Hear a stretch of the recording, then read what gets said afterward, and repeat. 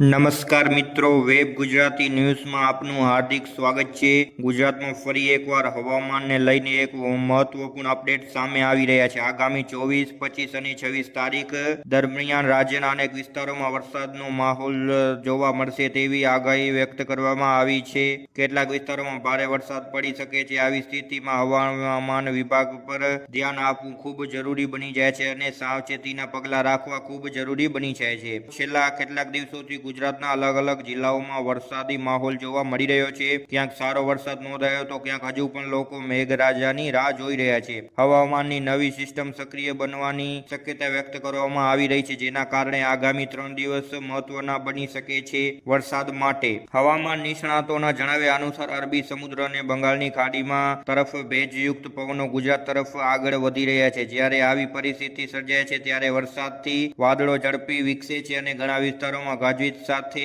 મેઘરાજા એન્ટ્રી કરે છે। જો આગાહી મુજબ પરિસ્થિતિ અનુકૂળ રહેશે તો દક્ષિણ ગુજરાતના અનેક જિલ્લાઓમાં સારો વરસાદ જોવા મળી શકે છે, તો ગુજરાતના ઘણા જિલ્લાઓમાં, સૌરાષ્ટ્રમાં, મધ્ય ગુજરાતમાં વિસ્તારોમાં પણ વરસાદની શક્યતા રહેલી છે। આગામીના 3 દિવસ ગુજરાતના ઘણા ભાગોમાં છૂટોછવાયો વરસાદી ઝાપટા પડી શકે છે। જો કે મિત્રો, એક વાત યાદ રાખવી ખૂબ જરૂરી છે કે હવામાનની આગાહી સંભાવના પર આધારિત હોય છે અને દરેક જિલ્લામાં સમાન વરસાદ પડે તે જરૂરી નથી। કેટલાક વિસ્તારોમાં ભારે વરસાદ થઈ શકે છે, જ્યારે નજીકના વિસ્તારોમાં માત્ર સામાન્ય વરસાદ પડે તેવી સ્થિતિ પણ બની શકે છે। જો આગામી દિવસોમાં લાંબી મુસાફરી આયોજન કરી રહ્યા છો તો હવે એક સ્થાનિક હવામાન માહિતી જરૂર ચકાસો। ભારે વરસાદ દરમિયાન રસ્તાઓ પર પાણી ભરાઈ જવાથી સ્થિતિ સર્જાઈ શકે છે, જેના કારણે વાહન વ્યવહાર પર અસર પડી શકે છે। ખેડૂત મિત્રો માટે પણ આગામી દિવસો મહત્વના બની જાય છે। જ્યારે વરસાદની જરૂર છે ત્યારે વરસાદ પાક માટે લાભદાયક સાબિત થઈ શકે છે, પરંતુ જ્યાં પહેલાથી જ વધુ વરસાદ પડી ચૂક્યો છે ત્યાં પાણી ભરાવાની સ્થિતિ સર્જાય તો પાકને નુકસાન પણ પહોંચી શકે છે। તેથી ખેડૂતોને પણ સ્થાનિક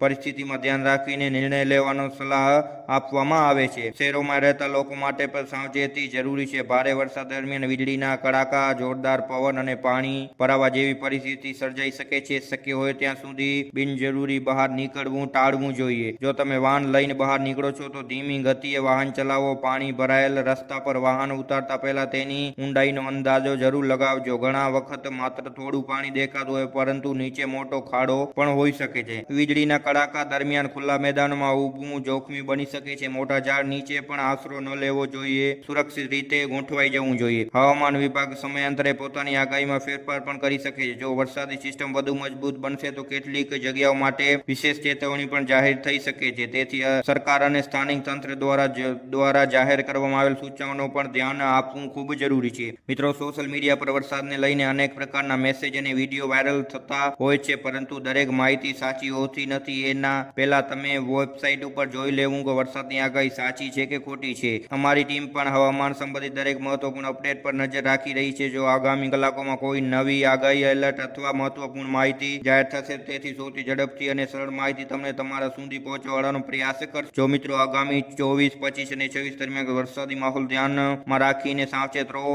અનાવશ્યકતા જોખમ ન લો, હવામાન વિભાગની સૂચનાનું પાલન કરો। જો તમને અમારી માહિતી સાચી લાગી હોય તો વિડીયોને લાઇક કરો, શેર કરો, જેથી અમારા દરેક વિડીયોની નોટિફિકેશન તમારા સુધી પડી શકે અને આવી જ ગુજરાત હવામાન, વરસાદની આગાહી, બ્રેકિંગ ન્યૂઝ અને મહત્વપૂર્ણ અપડેટ સૌથી પહેલા મેળવવા માટે અમારા વેબ ગુજરાતી ન્યૂઝ ચેનલને સબસ્ક્રાઇબ કરો। હું મળું છું આગામી એક નવી અપડેટ સાથે। ત્યાં સુધી નમસ્કાર, સુરક્ષિત રહો અને સાવચેત રહો।